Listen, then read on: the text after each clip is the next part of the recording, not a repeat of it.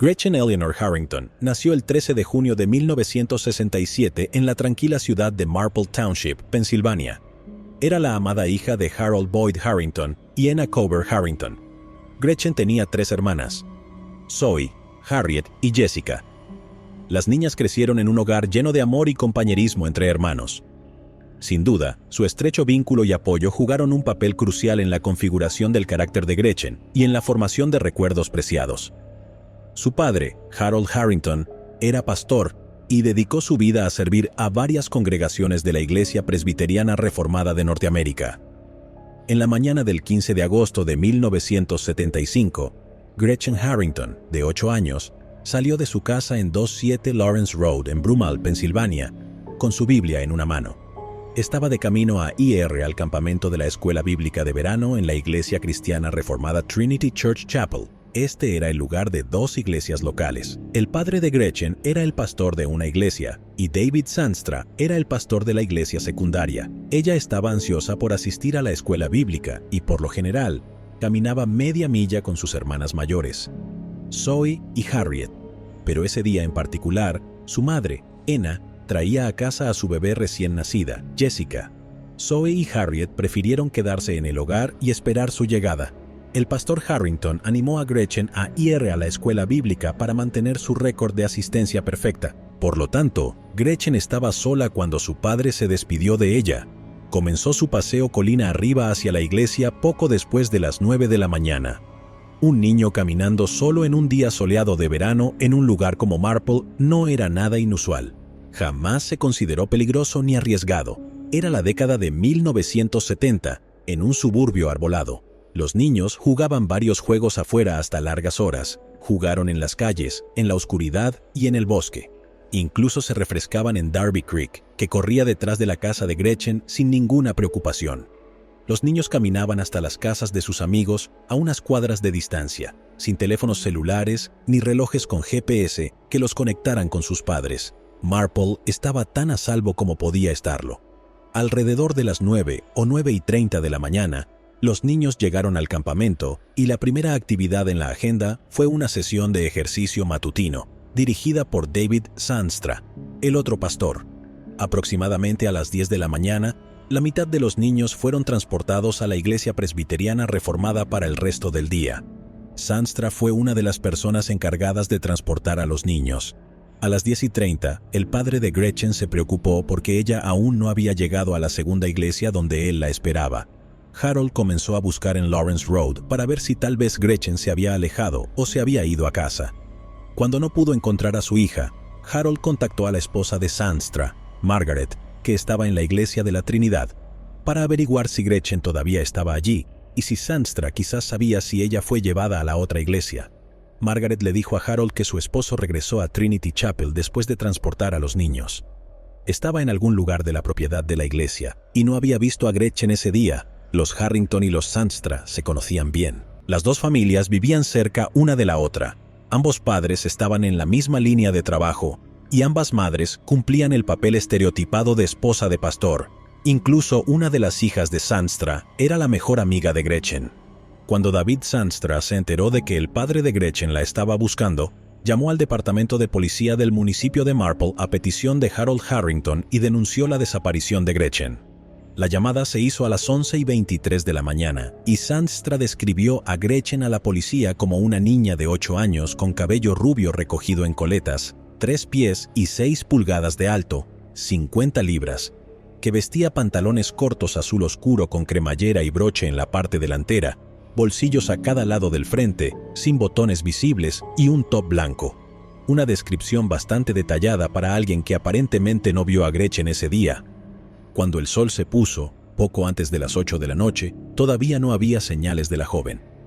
Margaret Zandstra llevó la cena a la casa de los Harrington, donde Enna, la madre de Gretchen, parecía resignada al hecho de que nunca volvería a ver a su hija con vida.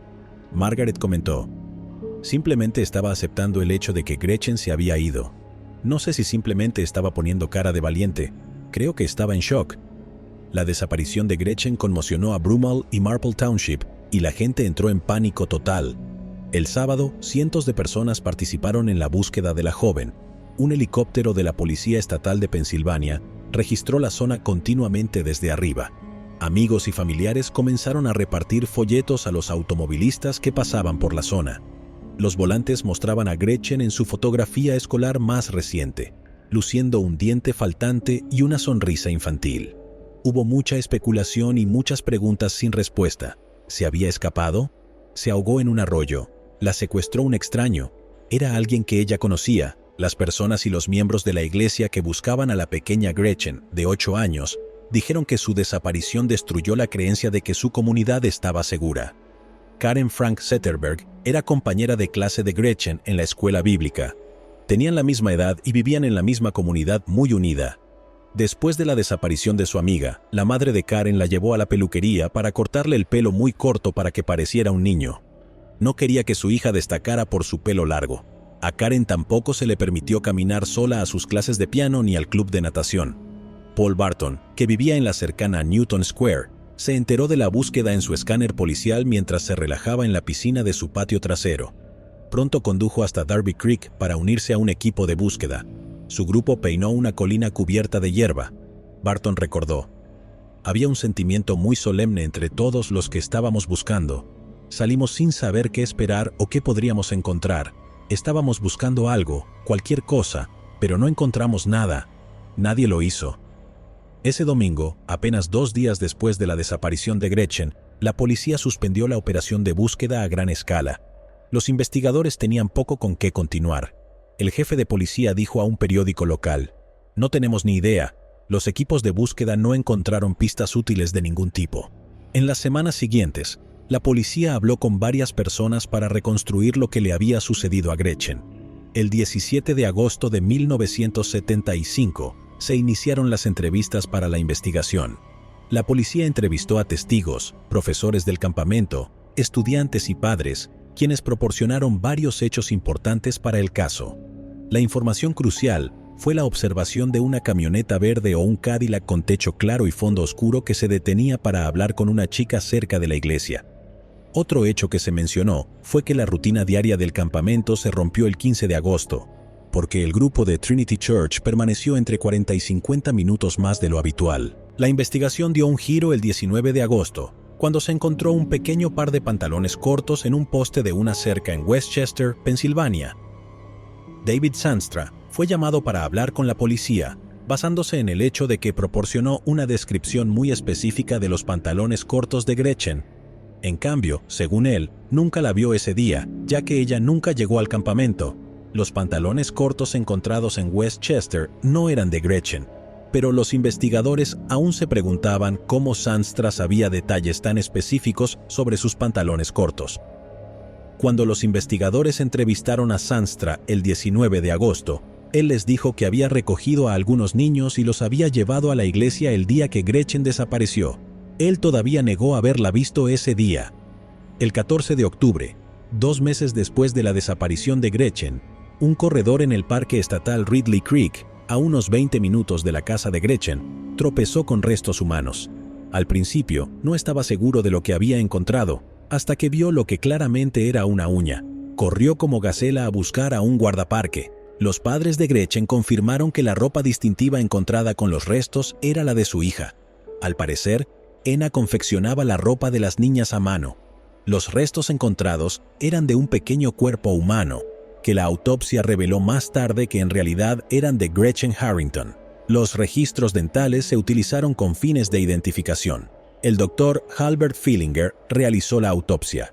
Encontró una lesión cerebral craneal y afirmó que Gretchen había sufrido 2 o más impactos contundentes en el cráneo, dejándola con una fractura de cráneo hendida. La policía sospechaba que ella también hubiese sido agredida, aunque la autopsia no reveló pruebas de ello. El desgarrador descubrimiento dejó a todos lamentando la pérdida de una vida joven y prometedora. El domingo después de que se encontrara el cuerpo de Gretchen, su padre Harold pronunció un sermón en la iglesia. Gretchen, con su sencilla fe en Cristo, es libre, declaró. Pero el perpetrador se encuentra en una terrible esclavitud. El mundo está lleno de una maldad indescriptible debido a la maldad del ser humano que conoce la verdad, pero no la acepta. El descubrimiento en el bosque provocó un nuevo frenesí de actividad en el caso.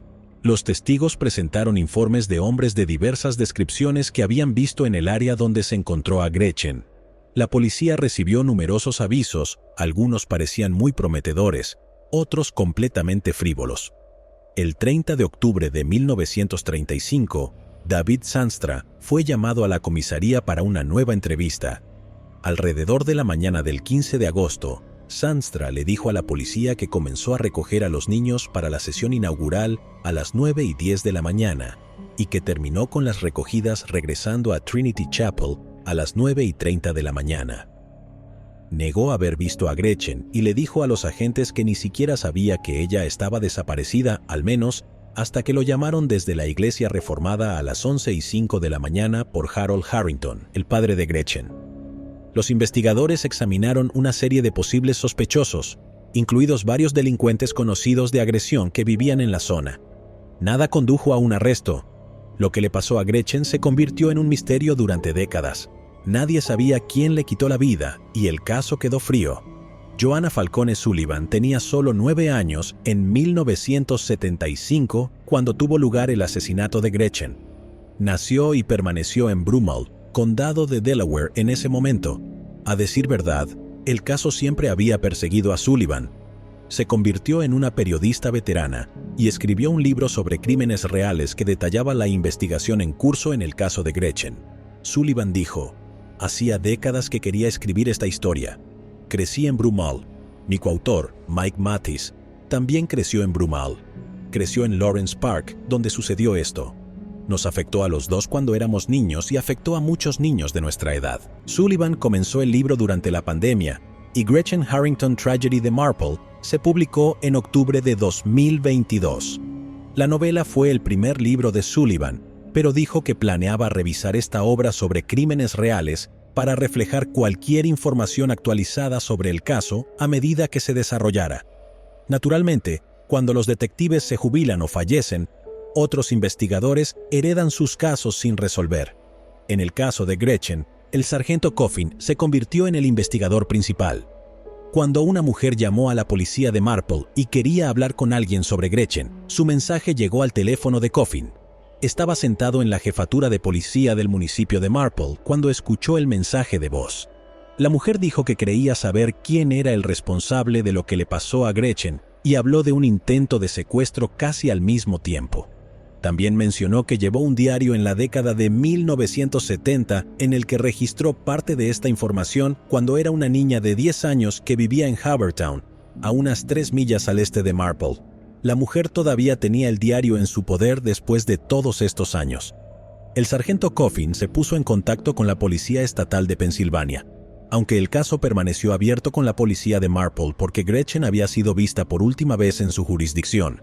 La Policía Estatal técnicamente se convirtió en la principal agencia de investigación una vez que se encontraron los restos en el parque estatal. Coffin señaló: «Además, tengo 4 detectives en mi división. La Policía Estatal tiene muchos más recursos y fue ella quien programó una entrevista con la mujer. En los documentos judiciales se la designa únicamente por sus iniciales, la terminología utilizada para informante confidencial. La entrevista resultaría ser un avance monumental en un caso sin resolver que llevaba casi medio siglo sin conclusión, y los acontecimientos monumentales en casos sin resolver de décadas de antigüedad no ocurren con tanta frecuencia». La mujer le dijo a la Policía Estatal el 2 de enero de 2023 que había sido amiga de la infancia de Gretchen y Zoe Harrington, una de las hermanas de Gretchen. También era amiga de las hijas de David Zandstra, Mara y Kristen, y a menudo tocaba en la casa de Zandstra. Con frecuencia dormía en su casa, y durante una de estas fiestas de pijamas, cuando tenía 10 años, le dijo a los policías que se despertó en medio de la noche y encontró al pastor Zandstra tocándola de manera inapropiada. Ella cambió de posición y él inmediatamente salió corriendo de la habitación. La noche siguiente, según ella, él la tocó nuevamente. Cuando las niñas se despertaron a la mañana siguiente, le mencionó el extraño comportamiento de David Zandstra a Mara, su única hija, y luego Mara le dijo algo como: «Él hace eso a veces, y a veces escucho a mi hermana llorar en medio de la noche». Cuando la niña contó los incidentes a sus padres, estos le dijeron que ya no le permitían quedarse a dormir en la casa de los Zandstra. En particular, La policía cree que el incidente en cuestión ocurrió exactamente una semana antes de que Gretchen desapareciera. Poco tiempo después, los Zandstra se mudaron a Plano, Texas, un suburbio de Dallas. La informante confidencial también le contó a la policía estatal sobre otra niña del vecindario de la que era amiga, una niña llamada Holly. Según ella, alguien había intentado secuestrar a Holly. Escribió la siguiente entrada en su diario, que entregó a la policía estatal. En una entrada, fechada el 15 de septiembre de 1975, escribió: ¿Adivinas qué? Un hombre intentó secuestrar a Holly 2 veces. Es un secreto, así que no se lo puedo contar a nadie, pero creo que él podría ser quien secuestró a Gretchen. Creo que fue el señor Z. Ella confirmó a los soldados que la Z significaba Zandstra. La policía local había interrogado a Zandstra 2 veces en 1975, junto con muchas otras personas. Algunos testigos habían dicho que vieron a Gretchen afuera de un automóvil, hablando con alguien sentado dentro la mañana en que desapareció. Algunas de las descripciones del coche coincidían con las de Zandstra, pero él siempre insistió en que no había visto a Gretchen ese día en cuestión. Sin embargo, curiosamente, como usted espectador ya habrá notado, hubo una brecha en la investigación que la policía de Marple nunca explicó. Zandstra pudo dar una descripción precisa y detallada de los pantalones cortos caseros que llevaba Gretchen ese día, aunque supuestamente no la había visto. Lamentablemente, el detective original de Marple en su caso falleció en junio de 2020 y por lo tanto no había explicación para la brecha en la investigación. En junio de 2023, la policía estatal rastreó a Zandstra hasta una casa frente a un lago en Marietta, Georgia. Él y su esposa se habían mudado allí. Zandstra acordó reunirse con los agentes en la sede del Departamento de Policía del Condado de Cobb el 17 de julio de 2023. Los agentes interrogaron a Zandstra sobre la desaparición de Gretchen y él negó cualquier participación. Luego, le revelaron las acusaciones más recientes, que el pastor había agredido a sus propias hijas y a su mejor amiga. David Zandstra confesó a los investigadores lo que realmente ocurrió en la mañana del 15 de agosto de 1975. Jack Stolzheimer, el fiscal de distrito del condado de Delaware, describió la confesión de Zandstra sobre lo sucedido. Una vez que Gretchen estuvo fuera de la vista de su padre, Zandstra la invitó a subir a su camioneta Rambler verde. En lugar de llevarla a la iglesia, la llevó a una zona boscosa segura, estacionó el auto y le pidió que se quitara la ropa. Ella se negó y respondió que quería volver a casa. Golpeó a Gretchen con el puño y ella comenzó a sangrar por la cabeza. Después de tomarle el pulso y verla aparecer sin vida, la sacó del auto e intentó cubrir su cuerpo con palos. Luego se fue y continuó con su día. Debido a la naturaleza de la estrecha relación que los Harrington tenían con los Zandstra, los investigadores determinaron que Zandstra tenía los medios, el motivo y la oportunidad para quitarle la vida a Gretchen. David fue detenido en Georgia el 17 de julio de 2023. Actualmente se encuentra detenido en el condado de Cobb, donde se le ha negado la libertad bajo fianza. Se recolectó una muestra de ADN de Zandstra que se compararía con el ADN recolectado en otros casos abiertos en Pensilvania y en todo el país. Los investigadores creen que es poco probable que Zandstra no esté involucrado en otros delitos, considerando que trabajó con niños durante décadas. Phil Stoddard, un detective de Marietta que asistió a la entrevista de Zandstra, le dijo a un equipo de noticias de televisión que David no mostró emociones durante su confesión a los policías. El policía Eugene Trey realizó la entrevista. No sé si se arrepiente de lo que hizo, pero seguro que se quita un peso de encima, declaró Trey. El lunes 24 de julio de 2023, funcionarios de Delco anunciaron el arresto de David Zandstra, de 83 años, en relación con el secuestro y asesinato de Gretchen. Zandstra nació en mayo de 1940. Todavía trabajaba como pastor en Georgia en el momento de su arresto. El fiscal de distrito del condado de Delaware, Jack Stolzheimer, dijo: «Él es la peor pesadilla de todo padre. Este acto atroz cambió para siempre a una familia y a una comunidad». Por fin puedo anunciar hoy que David Zandstra ha admitido este crimen. La justicia ha tardado en llegar, pero estamos orgullosos y agradecidos de poder darle una respuesta a la comunidad. Tenemos que darnos cuenta de que la mayoría de las personas en este mundo son buenas y que la mayoría de los pastores, especialmente las personas que dicen ser hombres de Dios, son buenas personas. Pero siempre ha habido personas, y siempre habrá personas, que son tan crueles, despiadadas y simplemente malvadas. Gracias a Dios, aquí hay fuerzas del orden para responsabilizarlos. Y por mucho que esto lleve, lo vamos a hacer, porque esta joven debería estar viva. Lo que le pasó a ella es simplemente horrible. Stolzheimer añadió que Zandstra estaba luchando contra la extradición a Pensilvania y que su oficina estaba buscando una orden del gobernador para llevar al tipo al condado de Delaware. La fiscalía presentará una petición de requisa. Una vez aprobada, se harán arreglos para que representantes de la oficina del sheriff del condado de Delaware recojan a Zandstra y lo lleven a Pensilvania. El proceso podría durar hasta 2 meses. Stolzheimer añadió: lo vamos a juzgar, lo vamos a condenar y permanecerá en la cárcel por el resto de su vida. Luego, tendrá que descubrir qué depara el Dios en el que profesa creer para aquellos que son tan malvados con nuestros hijos. Mató con sus propias manos a esta pobre joven y luego mintió sobre ello durante 48 años. Terminó con la vida de esta chica que conocía y que confiaba en él, y luego actuó como si fuera un amigo de la familia, no solo durante su entierro y funeral, sino durante años.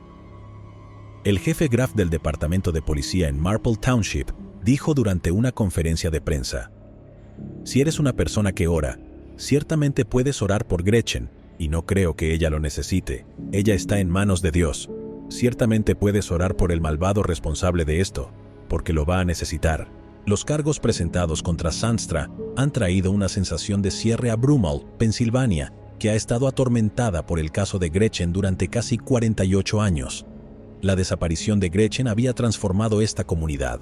Antes de agosto de 1975 era Anytown, Estados Unidos. Después de ese día, cambió todo para los niños, para los padres, para las familias, para todos, porque ya nadie podía hacer nada con la inocencia con la que solían hacerlo antes de que esto sucediera. Jim Cristaldi, quien en su juventud repartía periódicos a los Harrington, habló con cariño de una infancia antes de la desaparición en la que él y sus amigos pasaban incontables horas construyendo fuertes en el bosque con solo la luz de la luna. Pero justo después de que Gretchen desapareciera, Cristaldi, un adolescente en ese momento, se encontró en grupos de búsqueda en esos mismos bosques buscando a Gretchen, o cualquier cosa que pudiera haber llevado a su paradero. Éramos inocentes y esto destrozó por completo nuestra inocencia.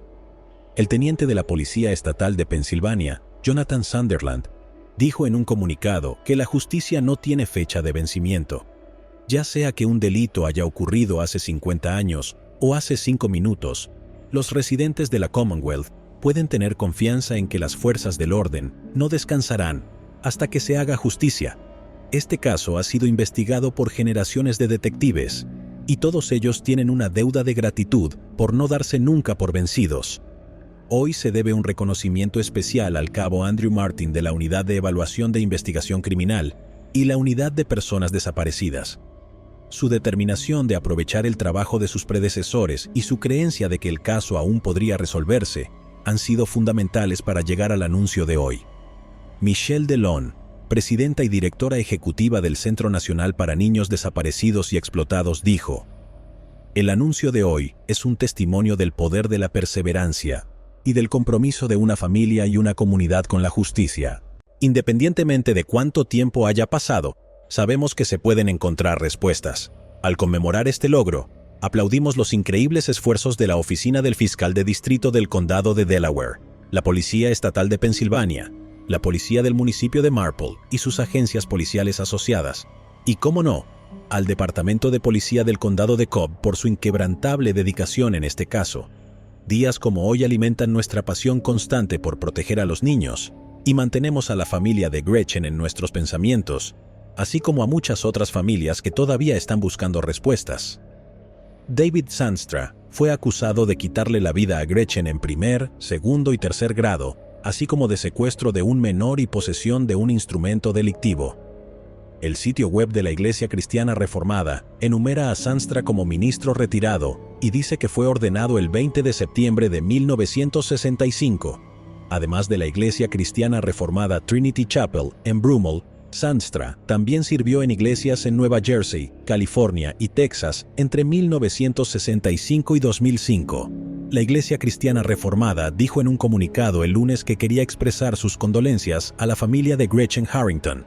Además, nos entristece saber que un pastor como él fue el arrestado en este caso. Reconocemos que vivimos en un mundo quebrantado y pecaminoso, donde la violencia puede ocurrir en cualquier lugar por parte de cualquier persona, incluso dentro de nuestras iglesias, y por líderes a quienes mantenemos con los más altos estándares.